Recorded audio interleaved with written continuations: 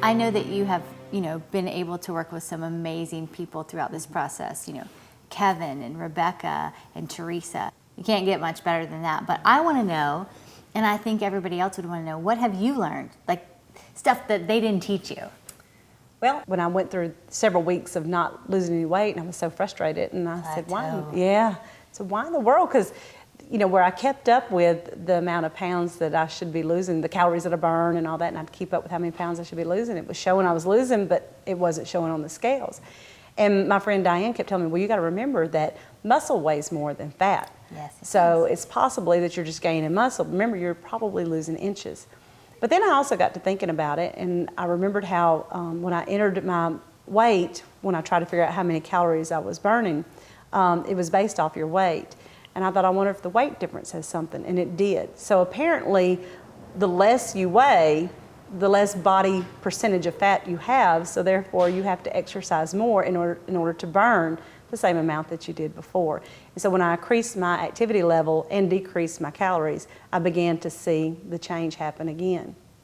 And some other things I learned, if I would come home from work rather than go and work out after work, I had a tendency to want to snack more as soon as I got home. It was like some of those same old habits wanted to come rushing back, and I would find while I'm trying to cook supper, I'm wanting to snack on something.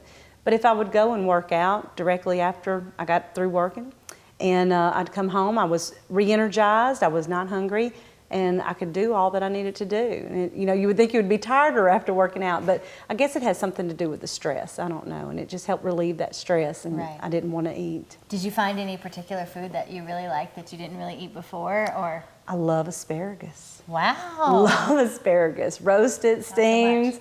However, I just love it, and I used to hardly, I don't think I ever ate it before. So. What about your family? Did you?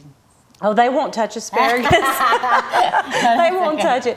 But now we eat a lot of, like, my husband's just mainly meat and potatoes, but I've changed his baked potatoes or fried potatoes to now sweet potatoes. And he's okay with that. And we roast it, we bake it, just however, and it's very good. So. I found with my family that we ended up grilling a lot. We eat on the grill so much more now, because we don't fry things. So. Right. Well, that's great. I think that's very helpful for people to see what you have learned through this process, and also for them to realize that you can't get all the answers from experts. You have to fit your exercise and your diet regime or your lifestyle regime for yourself. It has to be your own lifestyle change. So. Right. That's when people ask me, what kind of diet are you on? It's not a diet, it's a lifestyle change. And you have to find what fits for you. What is working for me may not necessarily work for my best friend, It has to be whatever works for you.